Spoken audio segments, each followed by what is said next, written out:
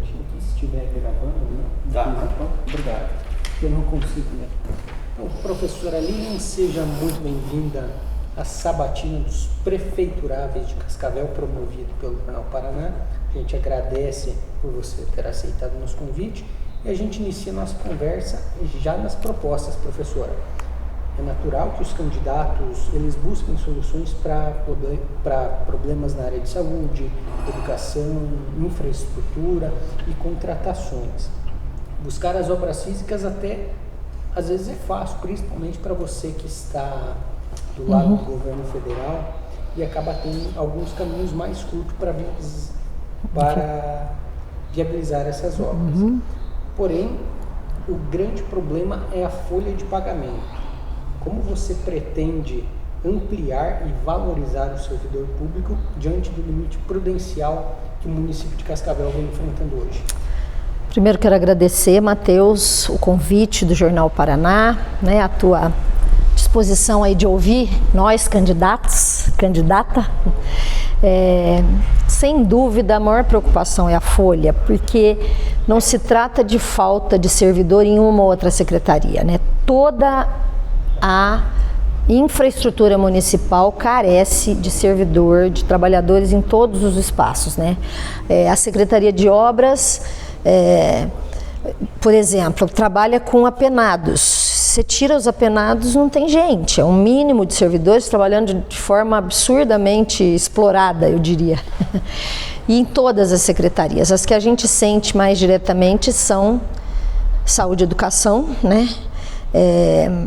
Mas eu diria que em todas as secretarias falta gente e o corpo de servidores desse município trabalha muitíssimo. O que me parece é que não dá para a gente afirmar como está o limite prudencial com os dados que a gente recebe do município. Primeiro que esse orçamento, eu já votei por 3 anos, votarei, né, agora pelo 4º ano e último ano, porque termino meu mandato, é uma peça de ficção, porque recorrentemente a gente está votando e tirando dinheiro daqui e pondo ali, né? Agora, o princípio sob o qual eu olho para a gestão pública é que governar é escolher prioridades, é definir prioridades.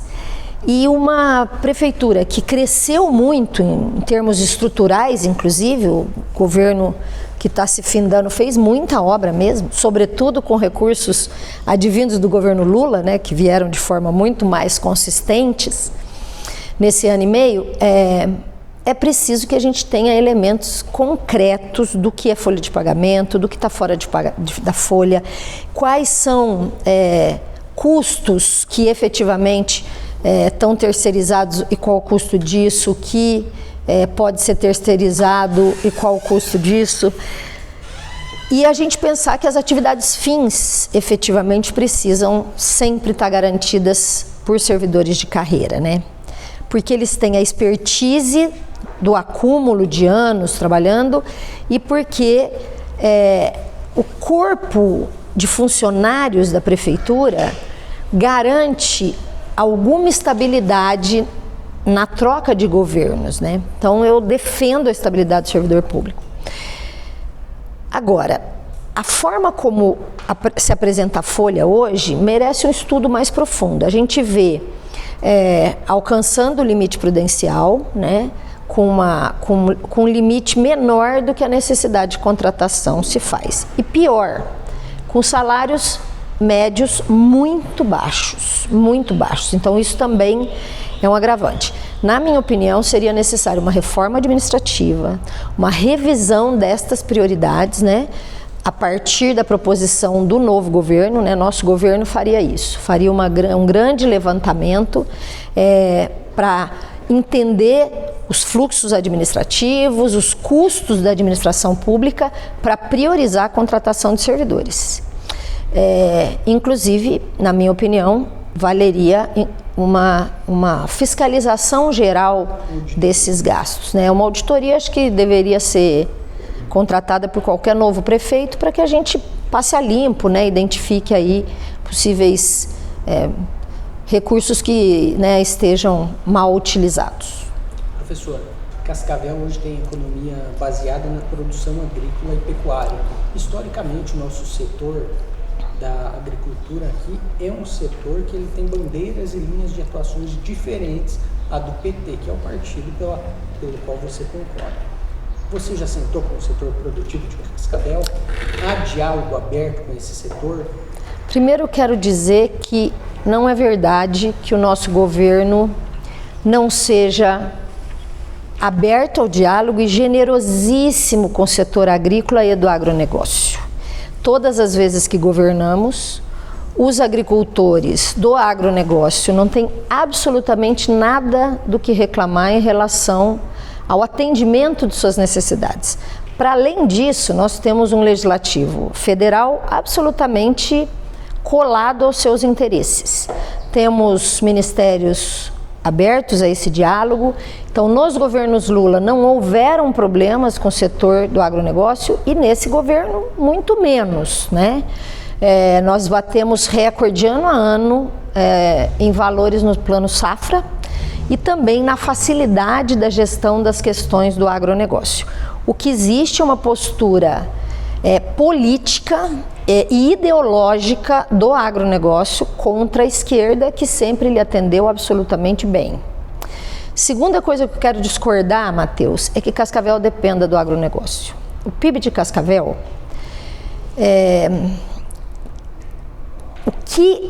a riqueza produzida pelo agro fica em Cascavel é em torno de 8%. 16% é a arrecadação da indústria. 52% é comércio e serviços. E o resto é administração pública, né? Impostos e repasses. Ou seja, quem enriquece Cascavel é o setor de comércio e serviços. E a gente precisa superar essa ideia que Cascavel dependa do agro. É o contrário, o agro depende de Cascavel. Isso eu não tenho dúvida em afirmar. Porque nós estamos falando de números, não estamos falando de ideologia política. Nós sabemos da importância do agro para a economia brasileira, nós sabemos da importância do agro na produção de riqueza, mas a captura em benefícios para o município, para o estado e para a nação é muito pequena. Né? O agro deixa muito poucos impostos, até por conquistas legislativas, que os favorece muito. Então, não é verdade que a economia agrícola é a fundamental para tocar Cascavel. Isso não é verdade. A minha gestão vai impulsionar de forma prioritária e com muito empenho o setor industrial. A gente precisa otimizar as indústrias que a gente tem, estimular inovação, tecnologia e mais, trazer empresas, sobretudo com esse perfil, né, mais tecnológico, para que venham a Cascavel oferecer mais empregos e gerar um salário médio melhor. Vamos dizer da agroindústria do agronegócio. São empresas, as cooperativas contratam famílias e o serviço, em média, custa um salário mínimo. Então, essas famílias chegam em Cascavel imediatamente exigindo que o município gaste com elas.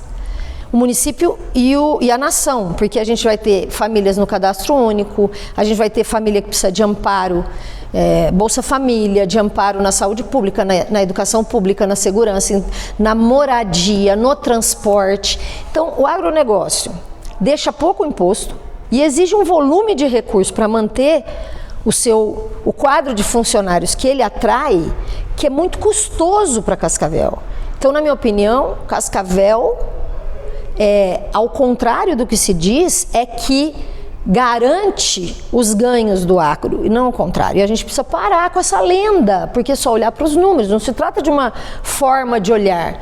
São efetivos números do PIB de Cascavel que indicam que não tem essa conversa. Com relação ao município, evidentemente, é um setor super importante que seguiremos dialogando, mas a Prefeitura Municipal precisa estimular a pequena propriedade, A propriedade familiar que produz comida, muitas vezes comida limpa de veneno e que não consegue escoar sua produção nem para dentro da cidade, né? Então acho que o empenho efetivo da prefeitura precisa ser para o pequeno produtor e do ponto de vista da economia, eu investiria pesado como mediadora, sendo prefeita, como mediadora do setor industrial de Cascavel e a interlocução nacional e internacional. Nós precisamos trazer as indústrias chinesas para cá, com alta tecnologia, bons salários e estimular o giro da economia aqui, que sejam empresas, inclusive, que possam otimizar as indústrias que a gente já tem. Professora, uma das suas promessas de campanha é a construção de um hospital na região norte de Cascavel. Além do desafio da construção da estrutura física, um outro grande desafio é a gestão do hospital. A gente teve situações semelhantes aqui na nossa região, que o município construiu um hospital, mas não conseguiu fazer a gestão. Perfeito. Como você pretende resolver essa questão? Veja, Matheus, essa proposta nem está no nosso plano de governo. Por quê? Porque a gente precisou ter muita segurança antes de divulgar. A gente fez algumas reuniões no Ministério da Saúde, né? Reunimos nossos deputados, particularmente a Gleice Hoffmann, o Elton Welter e o Zeca Dirceu, que tem sido um deputado importante na mediação de recursos do Ministério da Saúde. E só depois de certas garantias a gente anunciou, porque nós não estamos brincando de fazer política, a gente tem um compromisso com os dados do real, né? E com a retirada do teto de gastos da saúde, que foi uma grande conquista, e o aporte de 58 bilhões para a saúde, nós conseguimos compromissos de garantir estrutura física, equipamento e pagamento dos profissionais, tudo pelo SUS. A região norte é uma região carente de tudo, uma região próspera, é onde mais cresce. Na minha opinião, o plano diretor deveria ter pensado uma projeção de crescimento da cidade na região norte com a ordenação das necessidades que essa região tem, né? E porque me parece que o que a região norte tem de mais potente é garantido pelo empresariado de lá, né? Pelos serviços, pelo comércio de lá, pelas indústrias de lá, pela população, enfim. E é muito maior que a maioria das cidades do Paraná. Então é preciso um grande equipamento de saúde ali. Nós estudamos o pronto-socorro municipal, que é uma possibilidade da gente construir, mas a gente acha que o hospital é uma dívida de muitos prefeitos, de muitas décadas.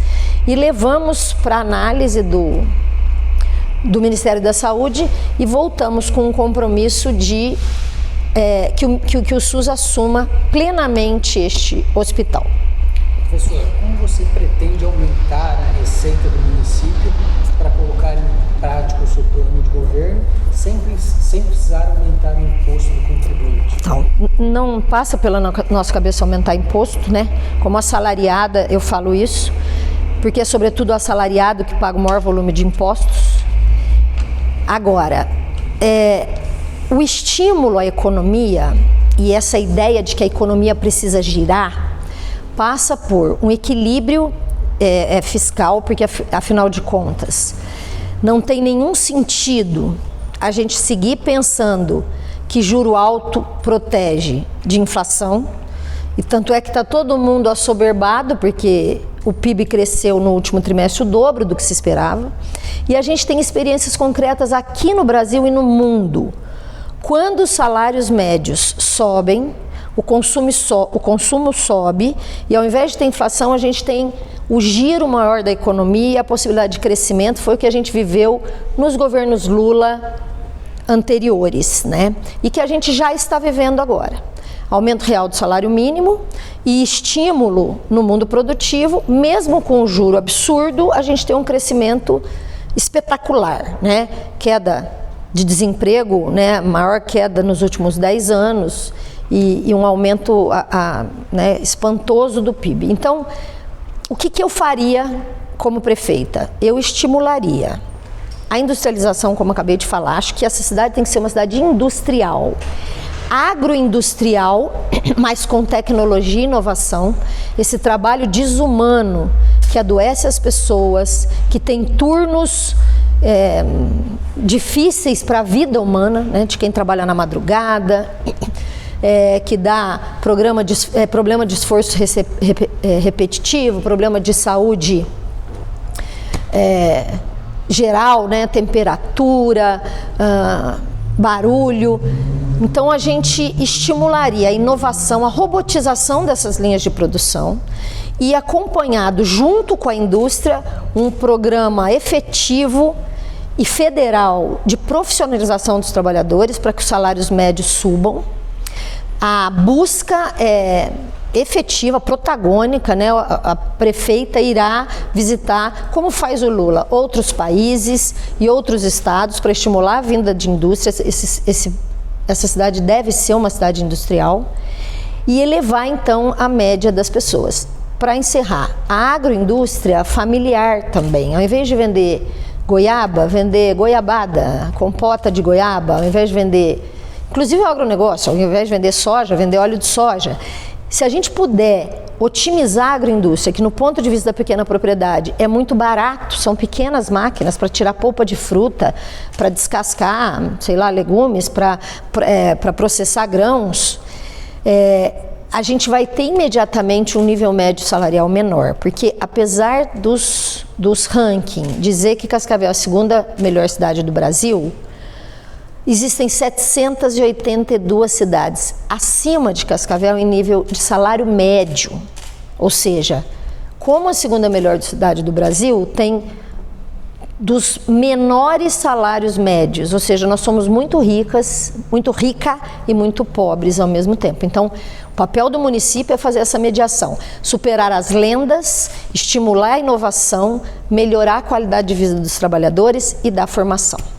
Professora, Cascavel vive hoje um sério problema de segurança pública. Quais são as suas principais propostas para essa área? Em relação à segurança pública, a gente tem que pensar primeiro, em prevenção e promoção da segurança. Então, quando a gente pensa em melhorar o nível médio dos salários, quando a gente pensa em equipar a estrutura pública para que possa ter rua iluminada, para que possa ter efetivo das forças de segurança, para que possa ter uma cultura de paz e de boa convivência, de vida comunitária, isso promove segurança. Com relação especificamente às forças de segurança, a gente vem acompanhando o debate que está sendo feito em nível nacional. O governo Lula está sugerindo a constituição do Sistema Único de Segurança. Ainda não tem nome porque não pode chamar SUS, né? O Sistema Único de Segurança integrará as forças de segurança nacional, estadual e municipal. E penso que um prefeito, né, um próximo mandato, e no nosso caso nós faremos isso, a gente iniciará essa integração em diálogo com o Programa Nacional, né, e a estrutura desse Sistema Único, mas já antecipando ações e distribuição de tarefas de forma colaborativa, mas compactuada, conveniada, né, com a Prefeitura Municipal, para que a gente otimize a atuação dessas forças. E, sobretudo, como prefeita, a prioridade será a humanização do trabalho dessas forças, de lado a lado, né? Eu não estou dizendo nem que a polícia é violenta, nem que a população é violenta contra a polícia. São relações que foram construídas historicamente no Brasil de forma a elevar o nível da criminalidade. Inclusive vimos uma trágica abordagem da guarda que levou uma pessoa em surto a ser assassinada, né? Nós precisamos trabalhar de lado a lado. A gente precisa morar numa cidade em que a gente vê uma força de segurança e se sinta relaxado, se sinta tranquilo, sabendo que está sendo protegido, e o profissional também que será bem recebido, que ele saiba que as pessoas confiam nele, né? Isso é um processo também educativo. Professor, o que você pretende e pode fazer de diferente das gestões de Edgar Bueno e Leonardo Paranhos? Um é o atual gestor do município e outro o último. eu posso fazer o que o Lula faz no Brasil.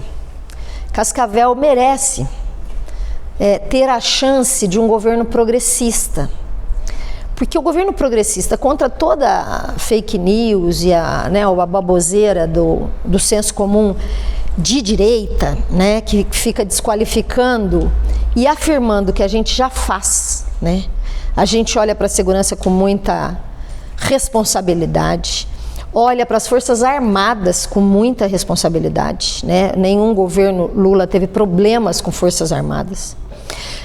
A gente entende que é fundamental ancorar a cidade a partir das suas debilidades e não otimizar o que já está bom. Porque ancorando as debilidades, você favorece o que está bom ficar melhor. Então eu vou dar exemplo geográfico disso. Trata-se de fazer uma gestão do bairro para o centro e não o contrário.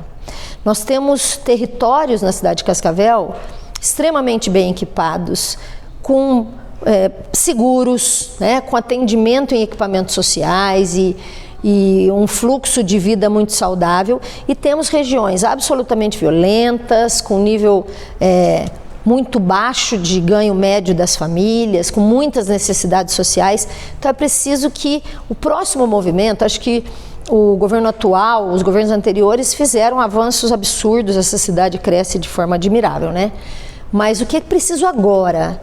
É preciso construir uma cidade que seja a segunda melhor do Brasil para todo cascavelense, para todas as pessoas, né? E não para uma parte delas.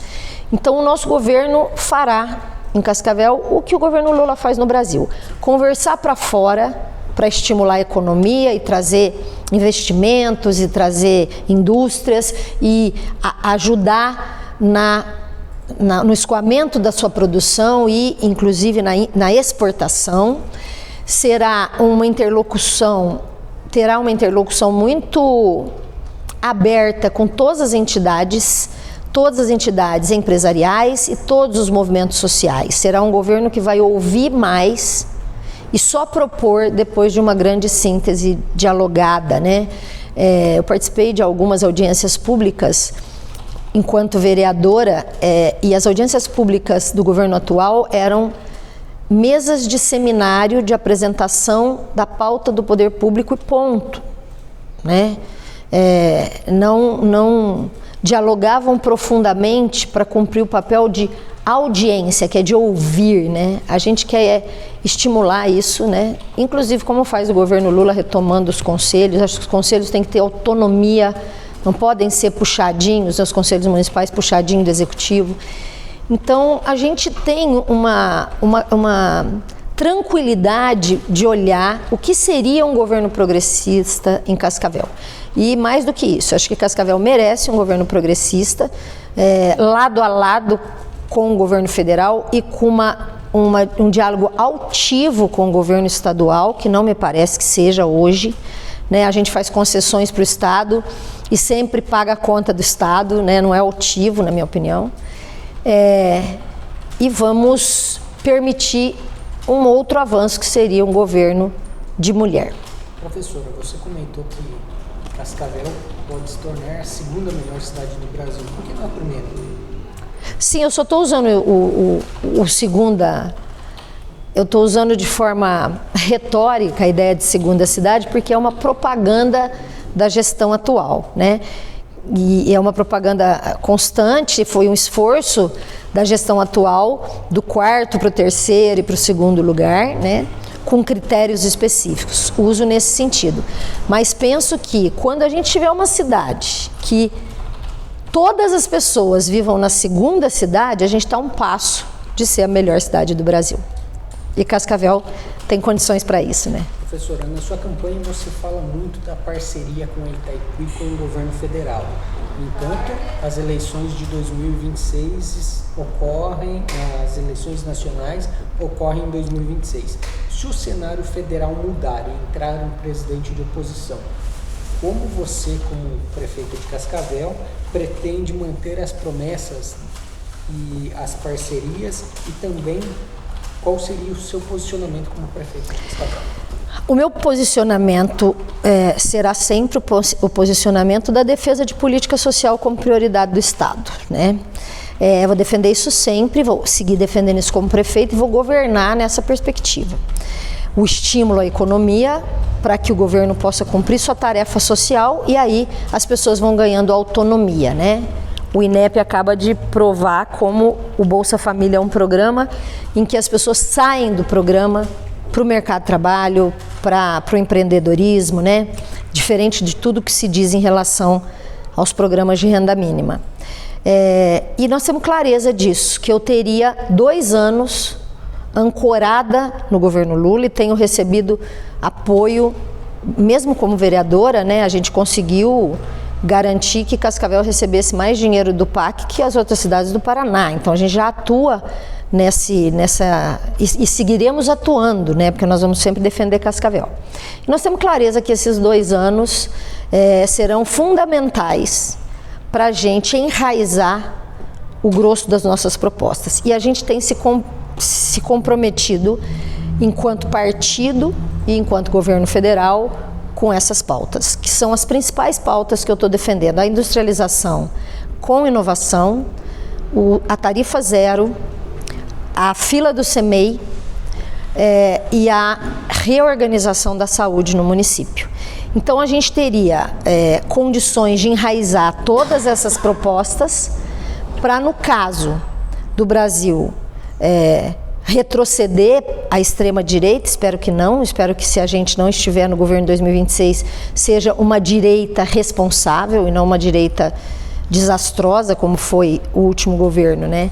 E que a gente siga construindo junto, como fazemos há décadas, né? Como fizemos muitas vezes. Porém, se a gente viver de novo, né, um cenário tão ruim como vivemos nos governos passados, o nosso caminho será de otimizar todas as garantias de implantação das propostas que estamos fazendo. Evidentemente, o governo municipal pode suspender políticas, né? Vimos como em pouco tempo retrocedemos tanto, né?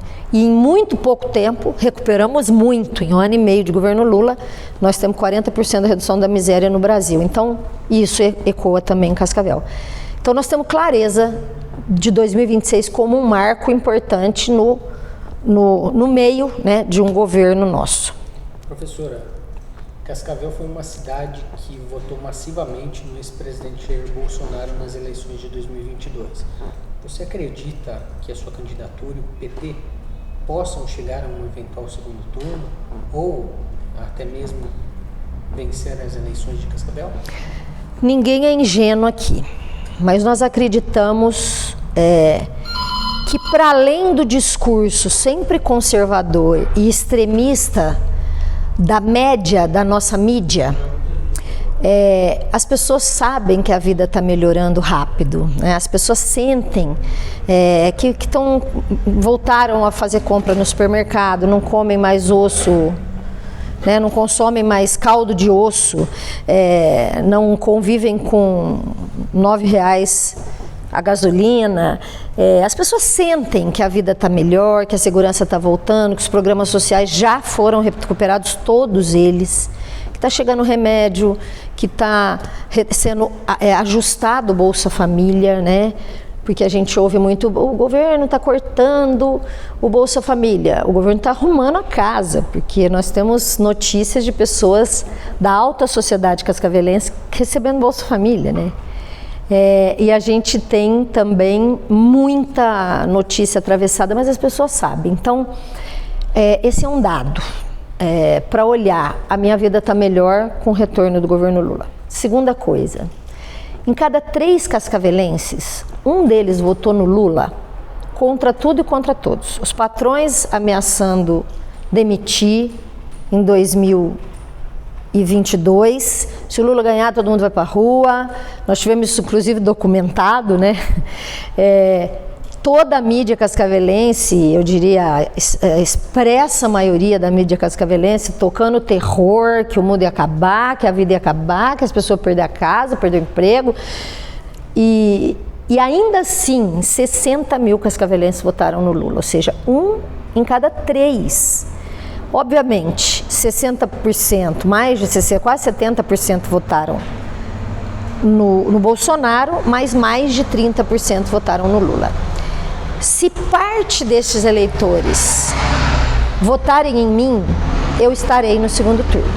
E o segundo turno a gente retoma a eleição do seu início. Inclusive, nós teremos o Lula aqui nos ajudando na campanha, nos debates, nos diálogos, na interlocução com todos os setores dessa cidade. O Lula vem a Cascavel para participar? Se eu estiver no segundo turno, sim, virá. Virá pela importância da cidade, né? A gestão da nossa campanha por parte do Partido dos Trabalhadores está sendo feita por Brasília, né? Não está sendo feita pelo Paraná, por definição da prioridade das cidades mais importantes do Brasil, né? E Cascavel está nessa lista para o nosso partido e para o nosso governo. Professora, para finalizar, qual a mensagem que a candidata professora Aline pode e tem para deixar para o eleitorado cascavelense? Eu queria reafirmar que, para além do que se diz na nossa cidade, é preciso as pessoas olharem como se vive. E quando a gente entende como se vive, as nossas pautas são as que mais encontram as necessidades do cidadão médio, do cidadão comum, e por que não dizer do grande empresariado e do pequeno empresariado, né? Políticas de estímulo, veja, nós tivemos políticas de renegociação de dívidas em todos os níveis nesse ano e meio do nosso governo, como já tivemos antes, mas agora retomar de forma intensa, porque a pandemia e o desgoverno anterior desarticulou a economia de forma absurda, né? As promessas do Guedes não se confirmaram nenhuma. Então, o que eu tenho para deixar Cascavel merece uma experiência de um governo mais progressista, mais sensível às questões da população que mais precisa, do povo que ganha pouco, porque à medida que essas pessoas vão elevando o seu nível, né, se tornando classe média, a economia gira com muito mais intensidade e a gente tem o que a gente chama de ganha-ganha, né? Todos ganham. O mundo empresarial ganha, o mundo produtivo ganha, as pessoas vivem com melhor qualidade. E acho que, somado a isso, o fato da gente estar apresentando uma chapa de mulheres também pode ser uma experiência importante para Cascavel vivenciar. Nós ocupamos espaços em todas as áreas, né? Ainda não como queremos, mas não há o que se provar em relação à capacidade gestora, intelectual e de ação política, né, em relação às mulheres. Mas a experiência de uma gestão de mulher pode trazer olhares que alcancem pontos que ainda não foram alcançados na cidade de Cascavel. Por isso, a gente espera que a população veja isso, né? Haja tempo de ver o que a gente está propondo e que vote 13 no dia 6. Maravilha, professora Aline. O Jornal Paraná novamente agradece. Obrigado por participar de nossa sabatina e até a próxima. Muito obrigada. Uma grande oportunidade, eu agradeço muito.